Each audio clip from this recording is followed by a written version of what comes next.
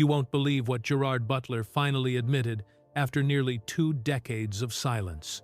Behind the glory of 300, one of the most iconic action movies ever was chaos, blood, and danger. So real, it nearly cost people their lives. He says every single day, someone was being carried off that set to the hospital. And once you hear what he went through, you'll never look at him or that movie the same way again. Gerard Butler wasn't supposed to be a Hollywood action star. Born in Paisley, Scotland in 1969, his life started with upheaval. His parents split before he was even 2 years old, and for 14 years he didn't know if his father was alive or gone forever. Then one day, at age 16, he walked home from school and found his dad waiting for him. Gerard broke down crying for hours. That reunion changed his life.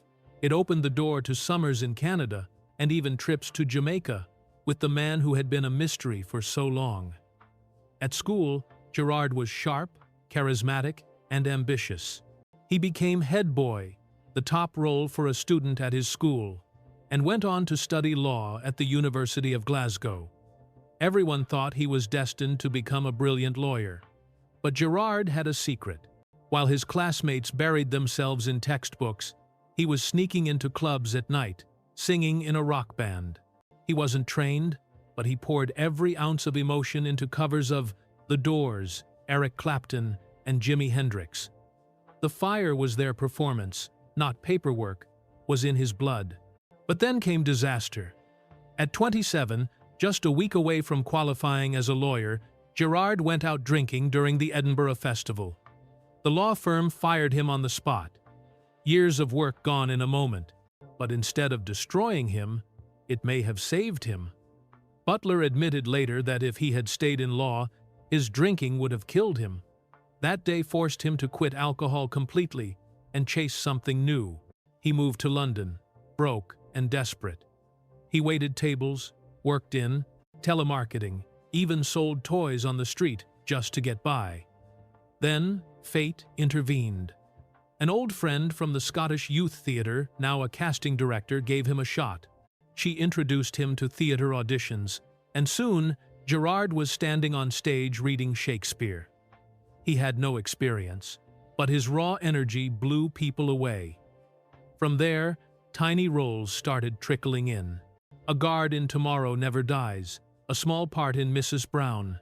Then, in Dracula 2000, he landed the lead, his first real chance. The film bombed, but Hollywood noticed him. By the time he moved to Los Angeles at 30, Butler was hungry. He clawed his way into bigger projects. Lara Croft, Tomb Raider, Phantom of the Opera, the Scottish drama Dear Frankie. Each role proved he wasn't just a one-note tough guy. He could sing, charm, fight, or break your heart with a quiet scene. But everything changed in 2007 when he stepped into the role of King Leonidas in 300. And here's where things get insane. The entire movie was filmed indoors in just 60 days, almost entirely in front of blue screens. No mountains, no real battlefields, just emptiness and imagination.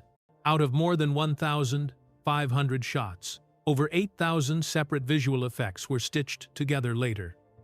To stay locked in, Butler had to train like his life depended on it, and it kind of did. The cast went through a brutal 4-month program designed by mountain climber Mark Twight. It wasn't your average gym routine. Some days they flipped tractor tires, other days they lifted until failure. The goal was survival.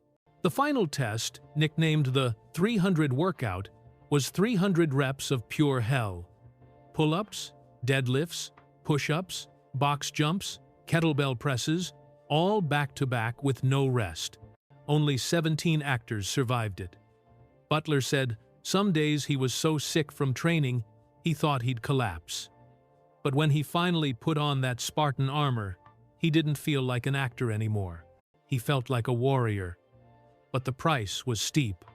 Butler tore a tendon in his arm, wrecked his hip flexor, and ended up with nerve damage in his leg. And he wasn't alone.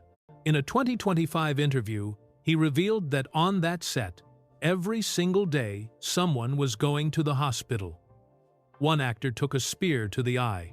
Another broke an ankle during what should have been a simple scene. Even though the swords were dulled, they were still steel. Half a second too slow, and someone bled. And the irony? Almost all the blood you see in 300 is fake. The production only used about 2 gallons of stage blood. Nearly every spray and splatter was digital. So the injuries were real, but the gore was fake. After 300 exploded with $456 million at the box office, Butler could have coasted as an action hero forever. But he surprised everyone by starring in a tender romantic drama, P.S. I Love You, which earned another $156 million and proved he could break hearts as easily as he broke spears. Still, the action world pulled him back with the Has Fallen series and Den of Thieves. His films have now made more than $3.2 billion worldwide. But success came with near-death experiences. On the set of Butterfly on a Wheel, he was hit by a Range Rover during a stunt and wrecked his neck. In 2011, while surfing for Chasing Mavericks, he was pummeled by waves so powerful he nearly drowned. In 2017, a bee venom therapy gone wrong sent him into life-threatening shock twice. And in 2018, the Woolsey fire burned his Malibu home to the ground. Through it all, Butler kept pushing forward.